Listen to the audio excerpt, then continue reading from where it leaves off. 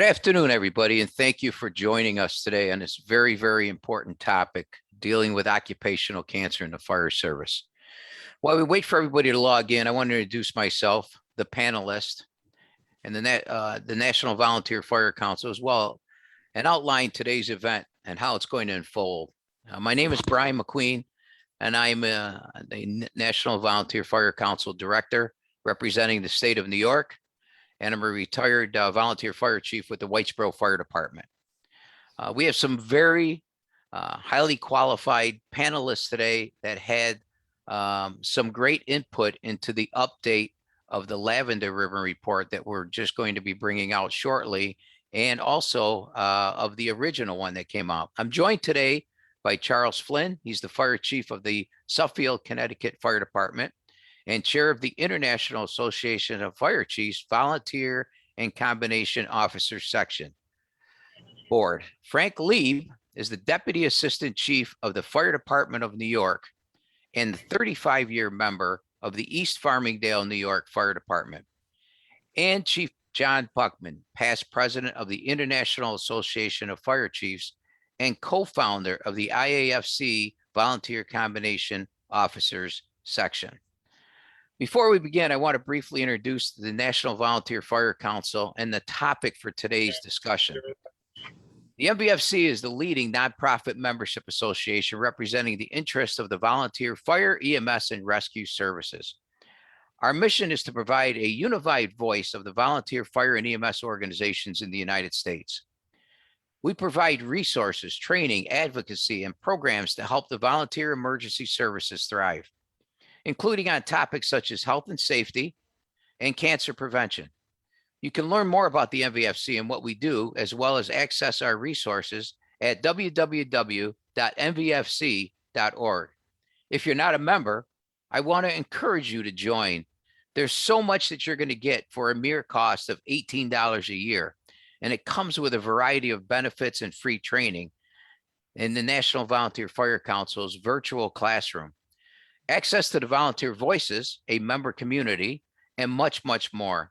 You can learn more about that at www.nvfc.org/join. Also, something very special in today's broadcast, which actually falls in line with the update of the Lavender Ribbon Report, is we have a very special giveaway. Participants who attend the discussion live will have the chance to enter in to win a Gore particulate hood in Nomex blend. By now, most of you are probably aware of the risk posed to firefighters by exposure to potentially harmful particulates on the fire ground. One solution to reduce this exposure has been the introduction of particulate blocking hoods, such as those we'll be giving away today. The link to enter to win a hood will be shared in the comments towards the end of today's discussion, and you'll have a limited amount of time to submit your entry. I want to give a special thanks to Gore and their continued support of what we do at the National Volunteer Fire Council, and especially for providing the hoods for today. So let's turn our discussion about what we're really here for today, and that's the protection of firefighters, both career and volunteer. Studies have shown that firefighters have an increased risk of developing several types of cancers due to occupational hazards they face. The National Volunteer Fire Council and the International Association of Fire Chiefs and the Volunteer Combination Officers Section developed the original Lavender Ribbon Report to detail 11 specific actions firefighters need to take to lessen their risk. I'm excited to announce today that an update to this report, which has been ongoing since January of this year, is going to be going to the printers tomorrow. And it's going to provide even more information and resources to help firefighters improve their health and safety and to reduce occupational cancer risk. You know, in today's discussion, we want it to be open. We want it to be back and forth. We want you to send us our questions through the chat. Like I said, we have some very highly qualified people here today. We'll talk about why the Lavender Ribbon Report is so important and provide an overview of the soon to be released update. And I said, if you have some questions, please feel free to share them in the chat, and we'll try to answer them as we go on. We have some special questions that we're going to ask our panelists to share some of their insight with us today. And we hope you enjoy this live broadcast. And we hope that you take something from it. You know, we said the 11 best practices. If only you do one, even a month or a year, you know, you're making, you know, some type of impression. So let's start. I'll start with you, Chief Buckman. What are some of the actions highlighted in the Lavender Ribbon Report that firefighters can do immediately to help reduce their exposure risks? Well, immediately, and I would also include at little or no cost, and that is wear your SCBA, period. Wear it. You're in a hot zone, you're in smoke, you can smell smoke, be on air. It is silly for us to continue to give us or to expose our body to carcinogens that may not impact us for 20 years. So the simplest thing that we can tell firefighters and the battalion chiefs or incident commanders can say to firefighters is wear your SCBA, put your face piece on and connect to air. We have compressors. I don't know of any compressor. Well, I shouldn't say any. I know of very few SCBA compressors that wear out because of overuse. So wear your SCBA, Brian. That'd be my one thing I would tell people to do. How about you, Chief Flynn? Hey, Brian. So the one thing I would say, especially from the smaller volunteer and combination departments that are running low on, or, you know, have funding issues possibly, is the need to decon after active firefighting. No matter whether it's interior structure, motor vehicle fire, dumpster fires, which are probably our greatest hazards and most people just take them for granted. But to put together a cheap deconning kit, some hose, garden hose with a nozzle on it, some good cleaning soap. We use Dawn as ours. It's good enough for the pets that are covered with oil and the birds that are covered with oil. It's got to work good on us, right?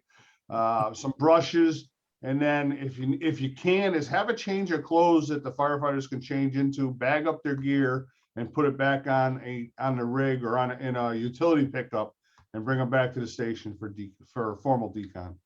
That's great. You know, Chief, you bring up a good point about the decon kits. Just a year ago, you know, our department, you know, instituted the decon kits, and they've worked very well for us. And I just can't believe how inexpensive it is. You go to your Lowe's, you go to your Home Depot, you go to some of your box stores, and, you know, tell them what you're doing. You get a lot of that probably even donated at a cheap cost. I think the most we paid for our decon kits was like $72. So you pay $72 and you're going to save a life. It's worth every penny that you put into it. Absolutely. How about you, Chief Leeb? Yeah, so thanks for having me here. I'm excited for the release of the updated Lavender Ribbon Report. And you know, Chief Buckman, his point that most of these things that we can do are fairly inexpensive. We already have SCBAs. And Chief Flynn, his comment on on-scene decon, we do that in East Farmingdale in my volunteer department on Long Island. And you know, we outfitted every one of our engines, and it was inexpensive. It wasn't even $500 for all of the engines. But I think the other big problem that we have is when we come back and that showering as soon as possible and getting the firefighter back in service before the fire truck, right? So in the volunteer fire service, oftentimes the firefighters getting in their personal car after an exposure and just dragging the contamination home with them. So, you know, firehouses, we have to make sure that we're designing them and building them where we have a shower facility and a spare set of clothes at the firehouse that we can change to minimize this contamination. And as far as the rig, making sure that we're getting the firefighter back in service, because the Halligan's not going to get cancer, the firefighter will. So we got to do everything we can to make sure that we are protecting our greatest resource, our firefighter first, because the bottom line is, does anybody ever leave the scene of a fire with empty SCBAs, not ready to go to another fire? No, we always change them. So we're always ready to go to another fire. So we're talking about the cleaning and the company pride part of it. We're always ready, because that's the firefighter's greatest dream, right? To go to one fire and on the way back, they catch another fire. So we have to be concerned about making sure that we're taking care of ourselves. And I think really in the updated Lavender Ribbon Report in the forward, Chief Buckman, you know, says it perfectly. You know, why would you increase your personal health risk? Why would you not want to see your children go up? Why? I ask again, why? Don't be selfish. Protect yourself. You know, that's it in a nutshell. But thank you for having me here today. That's great. And, you know, and one of the things that all Brian, valid comments. Yes. Brian, can I add something to about Absolutely. decon? Chuck brought up decon, and I agree with him wholeheartedly. The thing about decon, and this is not the panelist opinion, this is not Leeb, Flynn, and Buckman and McQueen going in a garage coming up with research. This is actual research that shows and demonstrates that if you will use water, soap, and a brush, you will remove 80% of the contaminants. So Chief Flynn mentioned the fact that, the small departments, they can't afford an extractor. Well, if you can't afford one, you can at least afford the basic decon kit, a bucket, water, soap, and a brush. You'll remove 80% of the contaminants. Good point. Very good point. So it's very, very simple. It's very inexpensive, and we're going to save lives doing it. The thing that I thought about when we talked about the original Lavender Ribbon Report is the physical, how important it is to get a physical. I mean, if you don't feel well, and that's how they diagnosed my cancer. I didn't feel well. I thought I had a cold. So my wife sends me to the doctors.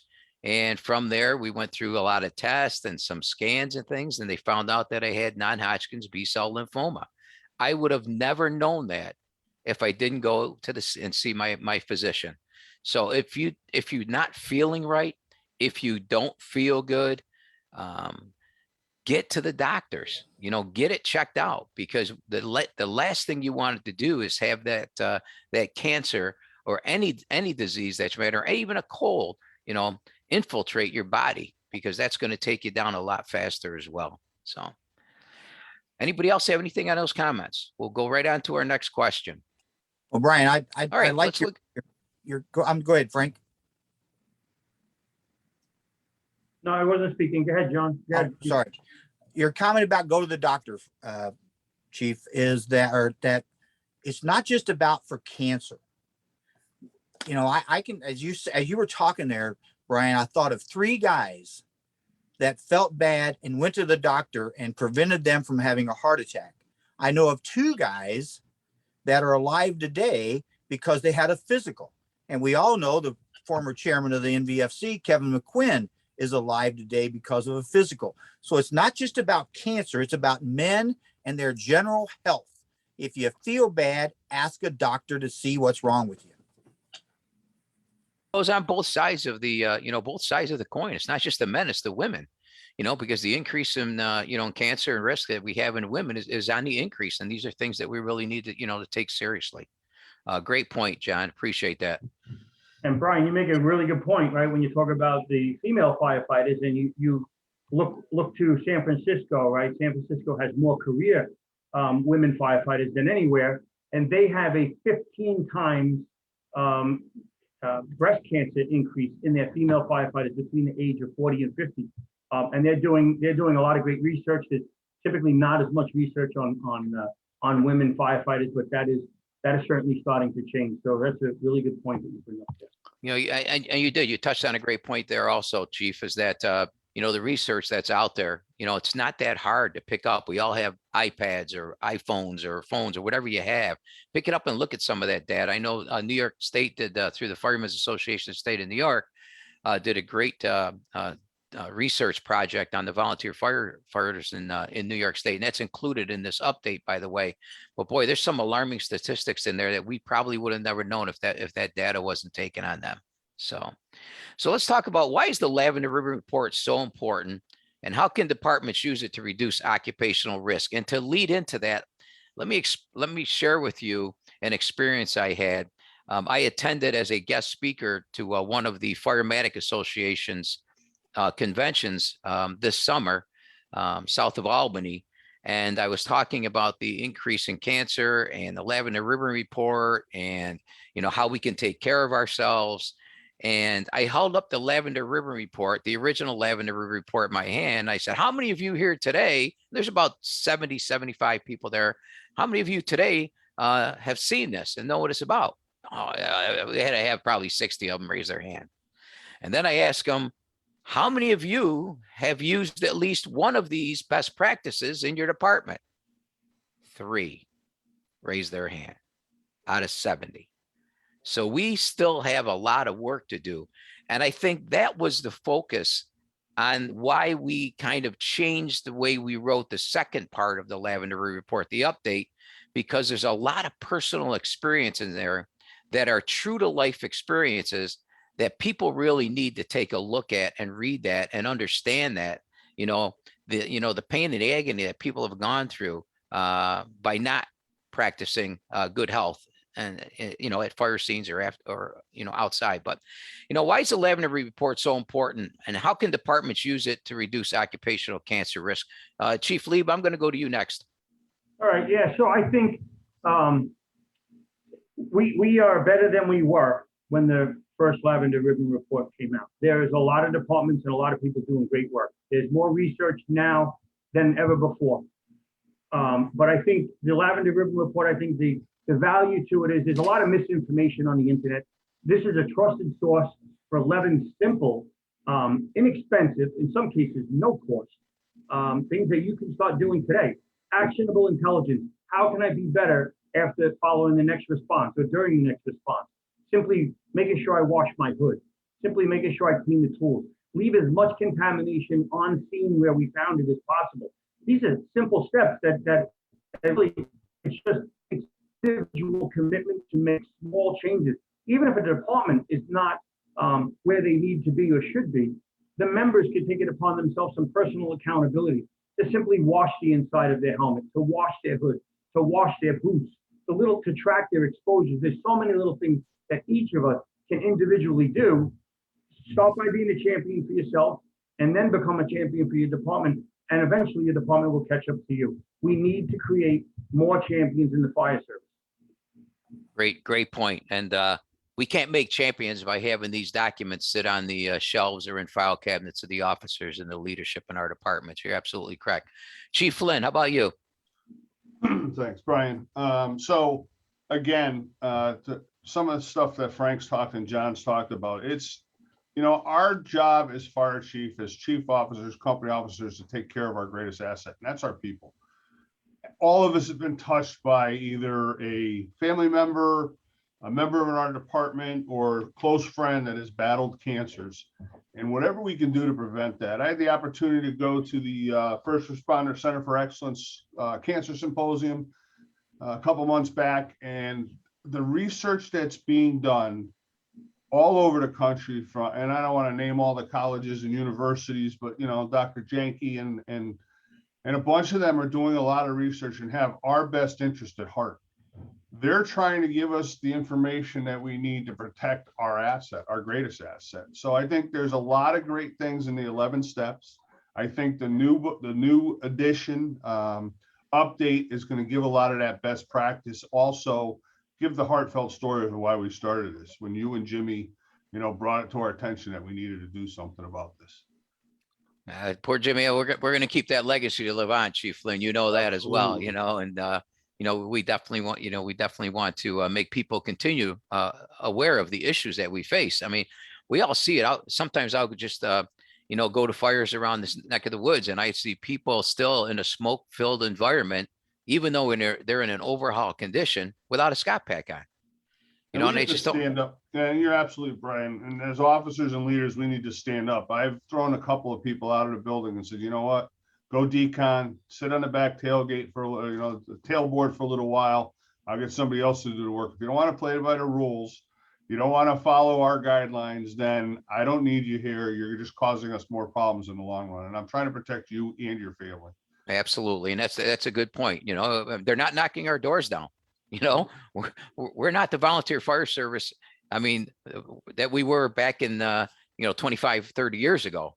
Absolutely. We don't have those 82 strong in our departments. We're down to 36, 38, 40 members. So, and I'm sure the career service is the same way. You know what I mean? People COVID has changed the way we do thinking here also, and how wanting to get involved and mask up and do whatever we have to do. But times are changing, and that's for sure. But it's our mission of the NVFC, the IAFC, and VCOS is to continue this and move it along and make people more aware of that we can do it by saving lives. Chief Buckman. Well, Brian, you bring up a very, very good point in that, Frank did. He mentioned the words small. There's a book out called Don't Sweat the Small Stuff, and it's all small stuff.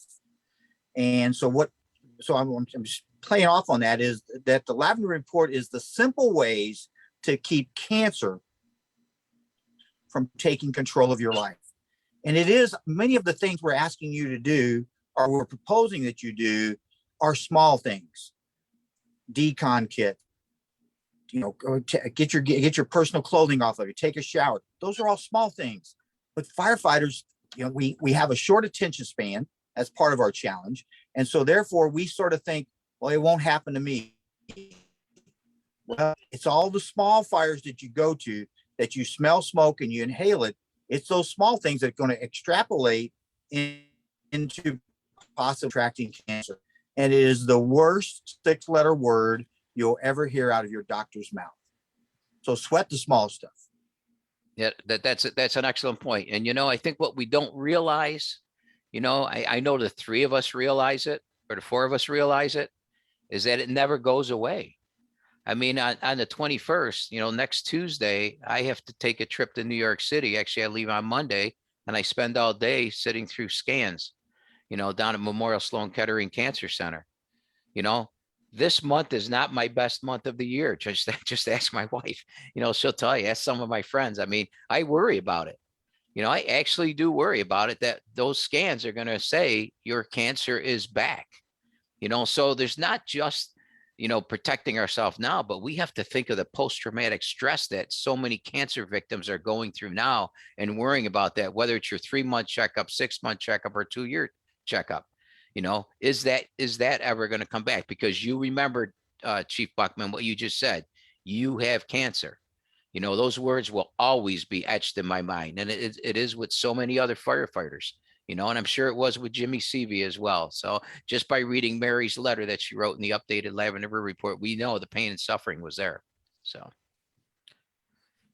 All right, we'll go on to the next question. So why is now the time? Why did we get together in Clearwater last year and say we haven't done enough? The Lavender Ribbon Report's out there, the 11 best practice. We can pound our chest all we want. We did a great job. But why did we sit around that table, all of us, and say, we didn't do enough yet? What do we still need to do? So Chief Buckman, how about you? Why is it time now for us? I'm going to go back to that attention deficit disorder that I believe most of our firefighters have. Is we've left the cancer issue, we've left the behavioral health wellness issue, we're now into COVID. And it's like cancer was the first thing we brought up, and it's now sort of in the back of our brain, and it's not in the forefront. So I think between the NVFC and the VCOS, it was like, how do we resurrect cancer to be in the forefront and remind people that those best practices that you implemented 5 years ago, you got to still do them today. I see many a large career fire department, their union president came to me a couple of years ago, said, man, you're not going to believe what we've done. We have a new policy. We have all the things in place. He said, I am so excited. We are going to reduce our firefighters' exposure to cancer. 6 months later, I was back, and he was so disappointed because the enthusiasm, the commitment had walked away. The battalion chiefs weren't enforcing, as Chief Flynn mentioned. Tell a guy, get out of here. You don't have your SCB on, get out of here. Yes, we don't want the battalion chiefs to have to become the cancer police, but somebody's got to look out for us. And that men, women, firefighters, we just don't, we think we're Superman. We have that Superman costume on, and we're not afraid of kryptonite, because kryptonite did not kill Superman, but cancer will kill a firefighter. And it has. It has. The data is out there. I think Chief Flynn said it earlier. Chief Leeb, I mean, the First Responder Center for Excellence has just done an absolutely outstanding job in promoting the cancer and the health safety issues, across the spectrum for both the career and the volunteer. And the National Cancer Symposium that was held at Sylvester Center, in Orlando this past summer, past June, brought up some great points about, have we done enough, and are we doing enough, and what more needs to be done, and where do we start? Is it top down, bottom up? what type of things are we going to need to do to make sure that this message of saving lives for our firefighters continues? Frank, I'm going to turn to you on that one. Yeah, so that's a lot to unpack. So yeah, we need a top-down and a bottom-up approach, right? So a champion could be a new member in the fire service, and he has to advocate for it. And just like the chief officers need to be listening to the boots on the ground and what they're doing and doing everything they can to protect them. But it comes down to whether it's the national symposiums or the regional symposiums or a Facebook Live event like this, or the Lavender Ribbon Report, or any of the other great resources that are out there. We need to implement these. Start where you are in the, wherever your department is. If you're not doing anything, start with something. Start with a second hood. Start with wearing the SCBA. Make incremental changes. If someone watching this today, or they take the Lavender Ribbon Report and they go out, a chief officer is motivated, and they try and implement everything on day one, they're going to fail. This is a marathon. We need to make sure that we implement these, we institutionalize those, and we train our members on those. And as far as I was not involved in the first Lavender Ribbon Report or the second, other than writing for it. But when's the best time to plant a tree? 100 years ago. When's the second best time? Today.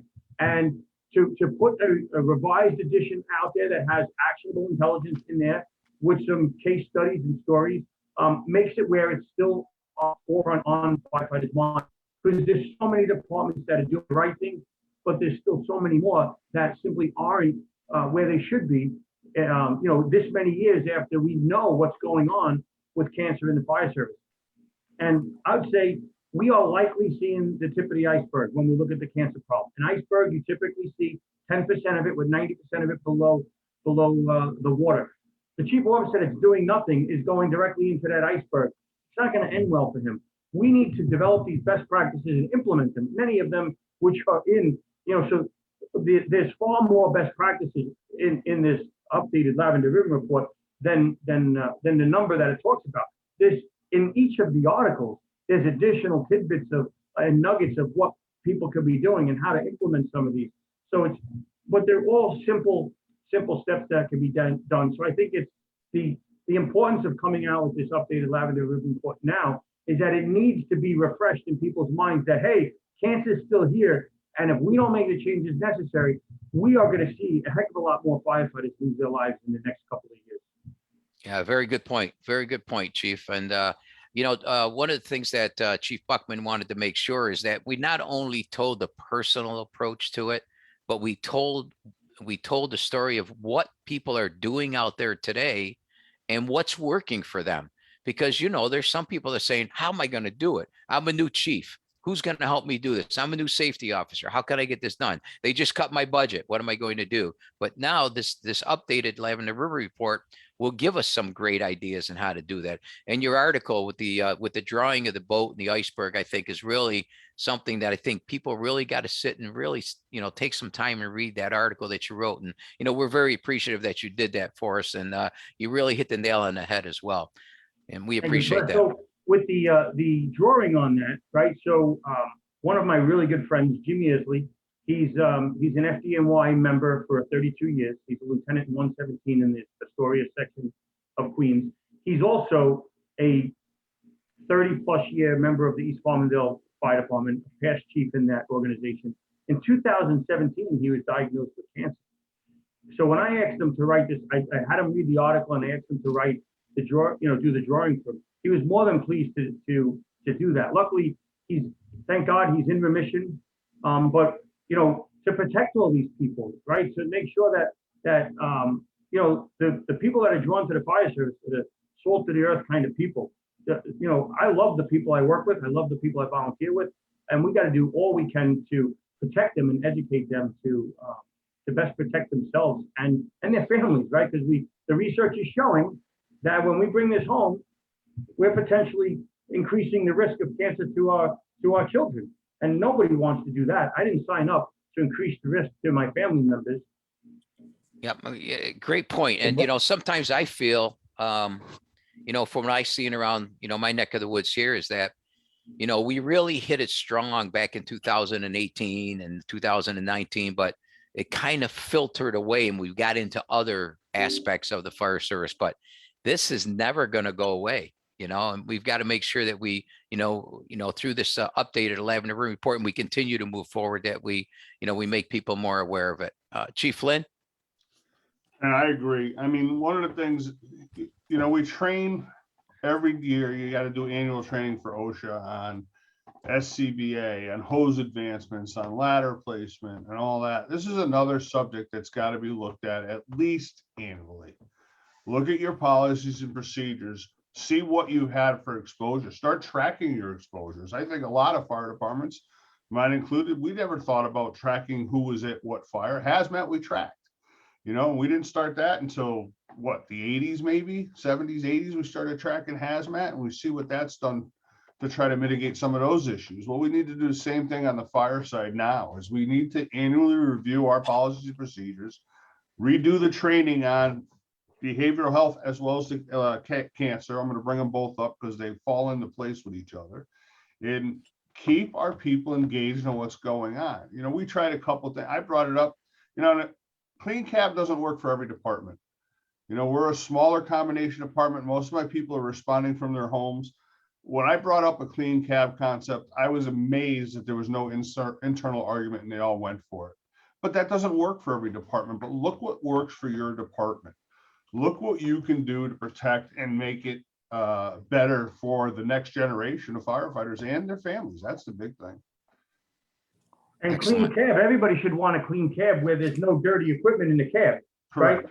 So the only debate really should be, does the SCBA belong inside the crew cab or outside the crew cab? But if you're advocating for a dirty cab, something's wrong, Right. right? So there should be no contaminated gear inside the cab, whether it's the SCBA or anything. Understanding that the firefighter, and depending on the decon he's doing on scene, he's going to be dirty in the cab. He may be the dirtiest component of what's in the cab. But the only argument there, or the only discussion should be whether we're taking SCBA's out of the cab or inside, and that's for another day to discuss. Right, that's a good point. You say clean cab, and we say it, universal. I mean, taking SCBA about, but it's taking the time to decon that cab when you get back, and cleaning out the soot and stuff, and wiping things down, so it's not just sitting there for the next time you get into the truck. Good point. Very good point. Chief Buckman, anything on that at all? Well, again, those are examples of small stuff. Yep. And it's the small stuff that gets us in trouble in the long term. But Frank, I do want to thank you for the caricature drawing. We plan to make that into a poster so that they can be hung like in the fire station, in the lockers, in the bathrooms, places where people can be reminded that cancer is an issue, and try to give them some kind of message. So, and it'll be done electronically, and hopefully we'll get that message using that caricature drawing to help motivate some people. The best-selling book in the fire service was filled with cartoons, and that was Chief Bernasini's Fireground Command. And he said many times, the reason it sold so many copies is because of the cartoons. So anytime we can use caricatures to get the message across in a lighthearted but serious way, I think firefighters will look at that and they will remember it a little better than they will just a standard drawing or words on a page. Well, So that's thanks. fantastic, because Jim Yearsley, the author of that, is a true champion for cancer and, for eliminating cancer in the fire service and minimizing, reducing our risk. He's an exceptional firefighter and fire officer. Many people, including myself, look up to him. He's an inspiration in what he does. So he will be honored to hear that's going to be used in a poster advertisement, and hopefully it will save even more lives than and add to the successes of the Lavender Report. Well, yes, send our thanks along. Yes, sir. Yep.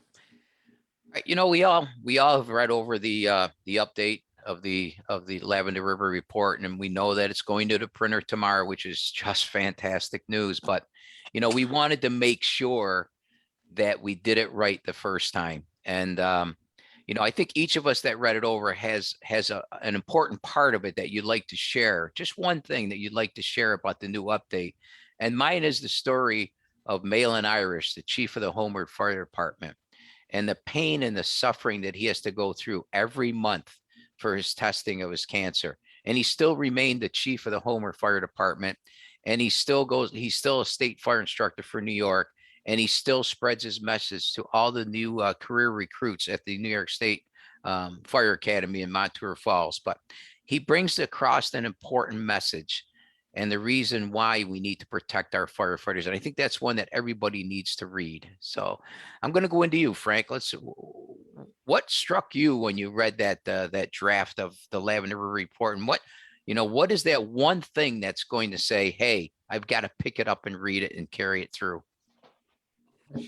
That's like asking which is your favorite of your children. I tell you what, there's so much great information in there, and the dedication that all of you, you could tell this is a true labor of love of all of you, for all of you. But I think that the letter from Mary, and I think your tribute, Chief McQueen, to Chief CV was, to me, I texted you that day, Brian, when I finished reading it. I was reading it on September 4th, which was the anniversary. I believe it was the anniversary of his Jimmy's death. Yep. Right. So it was meant to be. I was reading the article that I read, the two articles on the day that he passed away, on the anniversary of that. And to me, like, when you hear the stories of cancer survivors, you hear the story of the members, and our problem oftentimes is not, the education. We hope that the members listening to this will take the advice of all of us here and implement some of these things to best protect themselves, their families, and their fellow lives. But we know they may not. So if you're not going to, at least think about your family. At least think about Mary and her story. Think about that she lost her husband when her husband was 58 years old. It's hard to be a grandfather, a husband, a wife, a great-grandfather, all of these different things, an uncle, an aunt, a friend, a firefighter, a brother firefighter, sister firefighter, if you lose your life early. And I've known far too many people in the fire service. I can relate to these stories that I'm reading in this, and know it. And if they motivate one firefighter, which they will, the stories about Chief CV from both yourself, Brian, and from Mary will save lives.